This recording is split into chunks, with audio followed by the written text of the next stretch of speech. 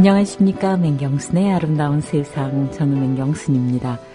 지금 시간까지 몇 통의 전화 혹은 몇 건의 문자를 주고받으셨습니까? 요즘은 상대방의 상황이 어떨지 모르기 때문에 전화 대신 문자를 상당히 많이 쓰죠. 카톡이나. 그런데 전화를 받을 수 없는 가장 곤란한 상황은 대개 화장실에 있을 때인 것 같아요. 머리를 감을 때라든가 샤워를 할 때라든가 그야말로 화장실에서 화장실 본연의 임무를 수행하고 있을 때라든가 그 다음쯤 되는 상황은 한창 재밌는 TV 드라마를 보고 있는 중간이라든가 누군가와 말을 섞고 싶지 않을 정도로 행복하거나 불행할 때 그런 게 아닌가 하는 생각이 들어요. 그래서 요즘은 문자를 많이 쓰는데요. 그 대신에 이제 어떤 상황이 따르냐면 굉장히 사무적이 됩니다. 그래서 상대방을 배려하고 나도 배려하다 보니까 문자를 많이 쓰긴 하는데 사무적으로 소통한다는 것은 조금 불행한 것 같습니다. 그래서 우리가 문자를 보낼 때도 뭔가 마음 한 구석 담을 수 있는 그런 문자를 연구해봐야 되겠다 그런 생각이 들어요. 오늘 왜 그런 생각이 들었냐면요. 어제 날짜로 저희 게시판에 올려주신 웰고잉이라는 분이신데요. 내가 67년생 정말 오래전부터 왕팬인데 국티에서 이렇게 보다니 정말 반갑습니다. 다시 상식이 통하는 사회가 되었으면 합니다.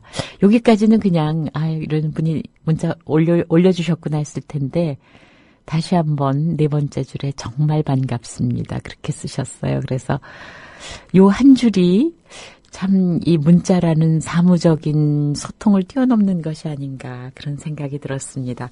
하긴 여러분들이 꾸며주시는 우리 게시판이야 다 그런 공간. 정말 제가 국민라디오에 와서 놀란 것이 이렇게 게시판으로 다 연결되고 가족이 되는구나 그런 생각이 들었어요.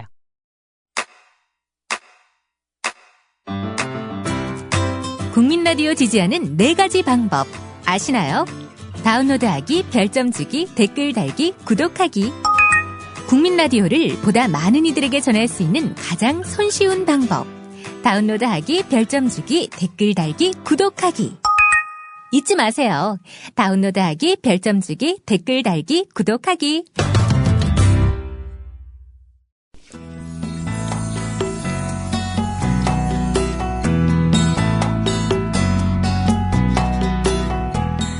네, 오늘 귀로 듣는 문학 김동극 선생님 나오셨습니다. 안녕하세요. 네, 안녕하세요. 네, 오늘은 레지스탕스 모자는 안 쓰시고 네. 여전히 빨간색 집업 후드는 입고 오셨습니다. 네. 그래서 제가 그랬어요.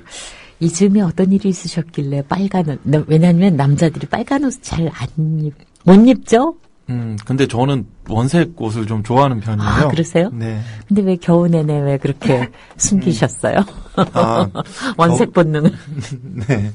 겨울은 아무래도 밝은색 옷을 입기는 좀 어울리지 않고요. 네. 봄 되면 이제 앞으로 계속 빨강에 그래서요? 노랑에 아마 다채로운 색을 보시지 않을까 싶은데요. 추계에 대해서 강의하시잖아요. 네. 근데 아무래도 혹시 강의하실 때 강의실에 들어가실 때는 어떤가요? 요새는? 복장이요? 네네. 강의할 때는 아무래도 좀 이거보단 좀 점잖은 복장을 하게 그래요? 되죠. 자켓을 입는다거나 그렇게 되는데 집업을 입기는 조금 무리가 있을 것 같고요. 학생들은 재밌어 할 텐데, 그죠? 네. 네, 오늘은 어떤 책 얘기예요? 오늘은 찰스 디킨스의 위대한 유산을 가지고 왔습니다. 저는 이거를 고백하건대 책은 못 보고 영화로 봤습니다. 근데 이것이 찰스 디킨스 원작인지 몰랐어요. 네. 의외로 모르시는 분들이 많이 있으시더라고요. 네. 영화가 워낙에 유명하기도 했고요. 네. 기네스 펠트로가 너무 매력적으로 나와서. 맞아요. 네. 네. 아까 말씀을 드렸더니 기네스 펠트로랑 에단 우크랑 키스 장면을 제가 말씀드렸더니 또 그 장면은 기억이 안 나신다고. 아니, 그 영화를 봤다고 얘기했는데 김동수 선생님이 그 키스 장면이 아주 좋았죠. 근데 저는 정말 기억이 안 나. 그래서 김종수 선생님하고 저하고의 차이가 뭔가. 얘기 중에 나오겠지만 저는 그 파란 바닷물인지 강물인지 그게 정말 인상 깊었거든요. 저는 또 그 장면은 사실 잘 정말 재밌다. 네. 네, 얘기의 흐름을 듣고 어느 장면이 더 기억에 남는지 여러분 한번 생각해 보시기 바랍니다. 네. 찰스 디킨스 워낙에 뭐 유명한 작가죠. 근데 의외로 국내 이 작품이 많이 번역되지는 않았어요. 네. 중요한 작품들이 많이 번역되지는 않고 지난 시간에 제가 델라웨이 부인을 네. 소개할 때 게시판에서 잠깐 그 번역에 대해서 말씀하신 분들이 계시더라고요. 네. 그래서 사실은 댓글을 달고 싶었는데 이 댓글을 달려고 하니까 무슨 닉네임을 등록해야 되고 뭐 이게 복잡하더라고요. 네. 그래서 댓글을 못 달았는데 뭐 좀 늦었지만 말씀을 드리면 델라웨이 부인은 그 열린 책들에서 나오신 번역본을 보시는 건 좋고요. 네. 이 찰스 디킨스는 국내 많이 그 명성에 비해서는 많이 알려지지 않은 게 의외로 작품 번역이 쉽지는 않아요. 네. 다시 말하면 이제 원래 이제 대부분의 작품들이 신문이나 잡지 같은데 연재가 됐던 작품들이라 비문도 좀 많은 데다가 문장이 뭐 워낙 이제 훌륭한 작가니까 문장이 좋긴 하지만 좀 매끄럽지 않은 문장도 많고 게다가 사투리도 좀 있고요. 전체적으로 사투리가 아주 심하지는 않은데 그런 것들이 있어서 사실 번역하기가 좀 까다롭죠. 그래서 의외로 많이 번역되지도 않고 번역된 것들의 뭐 번역의 질이라고 할까요? 그렇게 좋지는 않은데 지난 시간에 게시판에서 책을 소개하실 때 꼭 어떤 출판사에서 나온 어떤 번역본을 봐야 되느냐고 같이 말씀을 해 달라고 그러셔서 이 위대한 유산은 민음사에서 나온 문학전집의 2권으로 나왔거든요. 그걸 보시면 좋고요. 요즘 그 번역본 때문에 이야기가 많이 나와서 지금 이방인 때문에 소설 번역 가지고 이렇게 막 논쟁이 붙었던 거는 저도 처음 본 것 같아요. 정체가 다 드러나는. 철학책이나 뭐 이런 거 갖고는 얘기가 많이 된 것 같은데. 그래서 뭐 조금 너무 난투전으로 가는 것 같아서 그렇긴 하지만, 사실은 번역가들에 대한 대우가 별로 좋지는 않아서, 조금 뭐라 그럴까, 비난하고 욕하는 것보다는 조금 더 어떻게 하면 잘 번역을 할 수 있을지, 이 얘기가 이상하게 번역 얘기로 가네요. 근데 양쪽의 주장, 그러니까 그 처음에 문제를 이렇게 가져오신 분이 좀 정말 심하게, 명확하게, 클리어하게 자신을 밝히고 또 자신이 의도를 밝히고 이랬으면 좀 낫지 않았을까. 그런 생각이 갑자기 들어요. 처음부터 3000% 제가. 디킨스는요, 1812년에서 1870년생이거든요. 그러니까 빅토리아 시대에 활동한 작가인데, 빅토리아 시대라고 하면 뭐, 빅토리아 여왕이 있던 시대예요. 1830년대부터 1901년까지인데요. 영국이 산업혁명에서 이제 승승장구를 하면서, 뭐, 이제, 식민지도 많이 건설하고, 전 세계적으로 이제 주도권을 가지고 있었던 시기죠. 이제 1, 2차 세계대전 이후에 이제 1, 2차 세계대전이, 생기고 그러면서 그 주도권이 이제 자연스럽게 미국으로 넘어가는데요. 그러니까 이제 영국 사회가 경제적으로나 사회적으로 굉장히 발전했던 시기예요. 근데 문제는 이제 그러면서 이제 경제적으로 발전하면서 그 이면, 다시 말하면 이제 하층 계급들은 또 반면에 굉장히 고통받았던 시기이기도 하고요.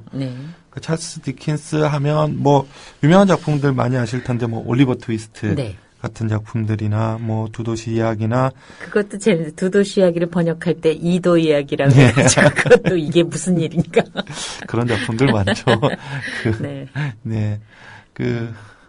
갑자기 생각난 건데 바흐의 작품 중에 마테순환곡 있잖아요. 근데 그게 이제 영어로 매튜스 패션 플레이 이렇게 해서 뭐 매튜의 열정 뭐 이렇게 번역된 것도 제가 봤던 것 같은데 그래서 아무튼 근데 이제 디킨스 같은 경우는 소설에 이제 일관된 주제가 있어요. 어떻게 보면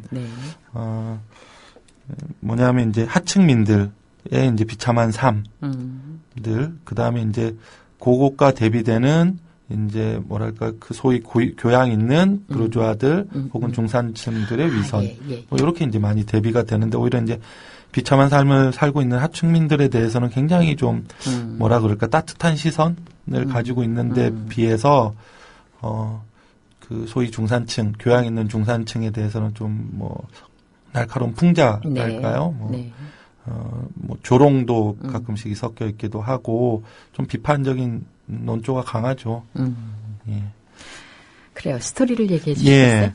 그 줄거리는 뭐 간단해요. 이 위대한 유산 이 줄거리가 주인공이 핍이라는 주인공이거든요. 네. 필립이라는 이름을 가진 핍이라고 이제 소설 내내 불리는데 사실은 이제 부모는 돌아가시고 이제 누이 집에서 살고 누나 집에서 살고 있죠. 이제 누나 집에서 살면서 이제 형부가 아니군요. 매형. 예, 매형.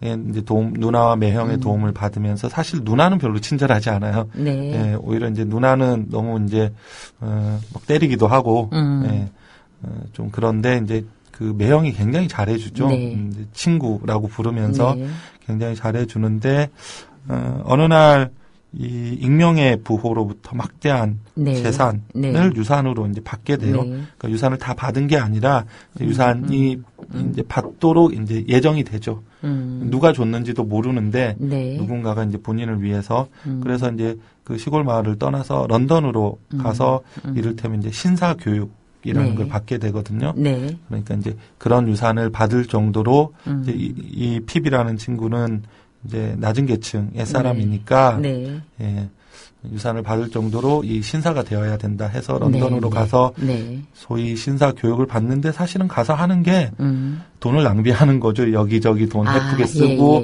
그러면서 건방져지기도 하고요. 그러니까 보는 사람이 조마조마하죠. 제가 저러다 방탕해지지 뭐 이런 생각. 그러니까 이게 본인이 마치 이 거대한 유산을 이제 받아서 막대한 유산을 받아서 본인 자신이 이미 젠틀맨이 된 것처럼 근데 이게 젠틀맨이라고 얘기하면 신사라고 얘기하면 이 사실은 어떤 정신적이거나 혹은 뭐 매너 있는 어떤 말투라던가 혹은 이제 뭐라 그럴까요? 이 우리가 젠틀맨이라고 얘기하는 사람들에게서 가질 수 있는 그런 어떤 덕성 뭐 이런 것들을 기대하게 되는데 이제 전혀 이거하고는 상관없고요. 그냥 건방지고 오만해지고 어떻게 보면 심지어는 자신에게 아주 잘해줬던 이 매형에게도 소위 이제 좀 못하게 되죠. 이제 매형이 왔는데도 굉장히 심하게 좀 대하고 집에 내려가서도 그걸 잘 보여주는 장면이 이제 집에 내려가서도 매형네 집에 머물지 않아요. 이제 다른 숙소에 여간에 머물고 그러니까 그 집에서는 머물기 싫은 거죠. 이렇게 이제 건방지게 계속 생활을 하다가 이제 어느 날 그 본인이 받게 된 유산의 비밀을 알게 되고 그러면서 이제 어떤 자신을 반성하고 깨닫게 되는 뭐 일종의 성장 소설이라고도 얘기할 수 있는 건데요. 이 찰스 디킨스, 데이비드 카퍼필드 봐도 왜 어린 시절부터 쫙 왜 펼쳐지잖아요. 그런 것을 보면서 뭐 드라마틱한 어떤 그런 그 사건이 있는 것은 아니지만은 그런 데서 오는 그 소소한 즐거움이 꽉 차 있는 그런 책을 많이 쓴 것 같아요. 디킨스가 특히 그 어린 아이들을 잘 다루는 것 같은데요. 그게 이제 보면 디킨스의 어린 시절하고도 관련이 있는 게 아버지가 이제 하급 관리였는데 채무 관계에서 이제 뭐 좀 잘못하셔가지고 이제 감옥에 가고 디킨스가 거의 10살 때부터 일을 시작했어요. 10살이면 지금 저희로 치면 초등학교 3학년인데 3, 4학년인데 그때부터 구도약 뭐 이렇게 일을 하고 그다음에 이제 뭐 12살 땐 구도약 공장에서 뭐 하루 10시간씩 일하고 그러니까 이 부당한 아동 노동이죠. 지금 보면 말도 안 되는 아동 노동인데 그 산업 사회를 발전할 때 그런 이면이 있었죠. 그래서 그런 노동을 하면서 이제 이 아동 노동의 비참함이랄까요. 뭐 올리버 트위스트 같은 것들 봐도 뭐 그런 것들 너무 잘 나오는데 그런 것들이 이제 소설 속에서 잘 나타나 있는 것 같아요. 이 소설이 그 찰스 디킨스의 그 작품은 영국 내에서는 굉장한 지위를 갖고 있죠. 뭐 찰스 디킨스는 영국 내에서 어마어마한 작가죠. 당시에 이제 찰스 디킨스가 주로 이제 신문을 통해서 이렇게 소설을 연재를 했었는데 그때 이제 뭐 평론가들이 이렇게도 얘기했다고 그래요. 찰스 디킨스가 문학이지만 우리는 그의 소설을 읽을 때 마치 그 시사 토픽을 보듯이 그러니까 워낙에 이제 그 사회적인 문제가 사회적인 문제에 대해서 정확하고 날카롭게 얘기하기 때문에 그래서 뭐 본인이 이제 편집장으로 있는 잡지에 이 위대한 유산이라는 작품도 실렸는데요. 그 이제 1년간 연재가 됐는데 그동안에 뭐 발매 부수가 뭐 어마어마하게 늘기도 하고 굉장히 인기가 있었고요. 뭐 전 세계에서도 뭐 많이 읽히고 그 찰스 디킨스 하면 의외로 이게 찰스 디킨스 작품이라고 잘 모르시는 게 크리스마스 캐롤 스크루지 나오는 그 작품이 이제 찰스 디킨스 작품이잖아요. 너무 작품이 유명해져서 원작자는 안 들어맞아. 의외로 잘 모르시더라고요. 그냥 크리스마스 캐롤 그 자체를 알고 있죠. 어릴 때는 뭐 다 읽으시는 작품이고 워낙 유명하죠. 이 소설은 결국은 소설 얘기로 조금 돌아오면 이제 위대한 유산이라는 게 뭐냐 이것도 이제 그 Great Expectation이라고 얘기하는 게 이게 유산이기도 하고 기대이기도 하잖아요. 그러니까 뭐 혹자에 따라서는 이거는 이제 막대한 유산이라고 번역해야 된다라고 말씀하시는 분도 있고 그러니까 이 주인공 핍이 사실은 그걸 기대하고 있는 거죠. 본인에게 있는 막대한 유산, 거대한 유산을 동시에 이렇게 크게 기대하고 있는 그런 이중적인 뉘앙스도 있고요. 근데 나중에는 이 유산을 결국 못 물려받게 되거든요. 아, 그렇게 됐었나요? 네, 사실은 핍은 이 유산을 누가 준 거라고 생각하냐면 어릴 때 이제 그 마을에서 있던 괴팍한 그 뭐라고 그럴까요? 이 기부인이 있어요. 저택에 홀로 있는. 근데 그 기부인이 이제 본인한테 헤비섬 부인이라고 하는 분이 이제 자기에게 그걸 줬다고 생각을 하거든요. 그리고 이제 헤비섬 부인의 양녀가 있는데 그 에스텔라라는 양녀가 있죠. 바로 기네스펠트로. 그래서 이거는 나한테 유산을 주고 이 에스텔라와 나를 연결시키는 그러니까 결혼을 시켜주시려고 이러시는구나라고 착각을 하죠. 그렇죠. 이것도 사실 거대한 기대인데 나중에 알고 보니까 이게 이제 어릴 때 핍이 잠깐 그 탈옥수를 도와준 적이 있어요. 뭐 제가 그 느꼈던 왜 잔잔한 물 앞에 있는데 갑자기 물에서 그 탈옥수가 확 일어나는. 탈옥수죠. 뭐 돕고 싶어서 도왔다기보다 이제 협박을 하니까 도와준 건데 빵을 갖다 주고 탈옥할 수 있게 이제 줄칼을 갖다 준 적이 있는데 그거에 대한 사실은 고마움에서 그 탈옥수가 사실은 그 유산을 물려주기로 한 거였거든요. 물론 나중에는 이제 결국은 그 유산 못 받죠. 이제 뭐 법적인 문제가 있어서 결국 못 받는데 그러면서 이제 진짜로 그 가정에서 어떤 신사다움이라는 게 뭔지를 배우게 된다. 뭐 이런 게 이제 소설의 제일 중요한 주제가 되거든요. 그래요. 그 영화를 하도 오래전에 봐가지고, 끝이 해피엔딩이었나 아니었나도 기억이 안 날 정도로, 그렇게 됐었는데, 그러면은 가장 궁금한 거, 핍은 그래서 행복한가요? 핍은요, 그렇죠. 마지막이, 사실은 이제, 핍이 이제 행복하게 스스로를 이제, 왜냐하면 이게 성장 소설이니까 사실은 핍이 이제 반성을 하게 되거든요. 뭐냐면 이제 본인이 유산을 받을 걸 생각해서 중간에 이제 핍이 이렇게 얘기해요. 나는 내 유산에 자신이 있었다. 이제 그래서 돈을 흥청망청 쓰는데 사실은 이제 유산이 실제로 아직 온 상태는 아니고 그걸 기대하면서 돈을 쓴 거기 때문에 막상 유산을 못 받게 되니까 이 엄청난 빚 시달리게 되죠. 그런데 이 빚을 누가 갚아주냐면 그 대장장이를 하는 그 매형이 갚아줘요. 말도 없이 나중에 이제 몰래 갚아주죠.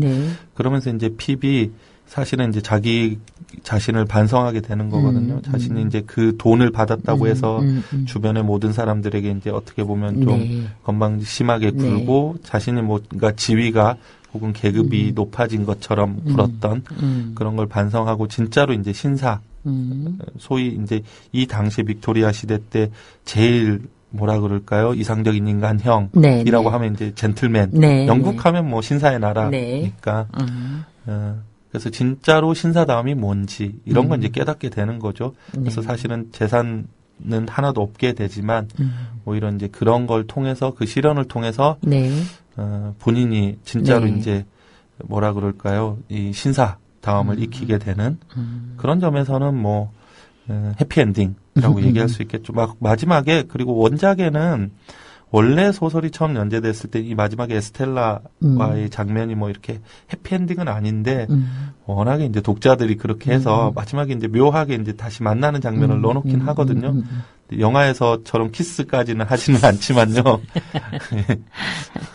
근데 뭐 전체적으로는 해피엔딩이죠. 해피엔딩인데 네, 이제 네. 그 중간에 시련을 어떻게 겪어내는가. 네. 뭐 이런 얘기들 이제 되게 재밌어요. 사실은 이제 제가 이 스토리를 말씀드리면서 일부만 말씀드렸는데 네. 사실은 뭐 출생의 에스텔라와 관련된 출생의 비밀도 있고 이 유산과 관련된 그다음에 이제 이 본인에게 유산을 줬다고 착각한 이 해비션 부인하고의 관계도 이 비밀에 가려진 네. 그런 것들이 이제 상당히 재밌거든요. 네. 그리고 두 권인데 찰스 디킨스는 뭐 이런 뭐 여러 가지 이 뭐 인간다움 혹은 뭐 신사다움 뭐 인간이 추구해야 될 가치가 뭔가 뭐 이런 거에 대해서도 잘 얘기를 해주지만 뭐니 해도 찰스 디킨스의 가장 큰 미덕은 제가 생각할 때 일단 재밌어요. 네네.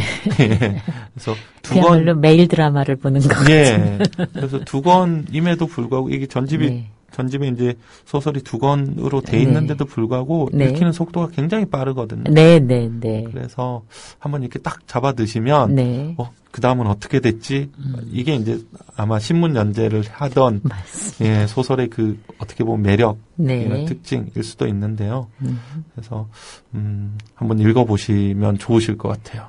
네, 알겠습니다. 영화를 보고 말씀을 들으니까 훨씬 이해가 좀 빠른 것 같아요. 예. 네, 위대한 유산 오늘 김동국 선생님 얘기를 들었습니다. 고맙습니다. 네.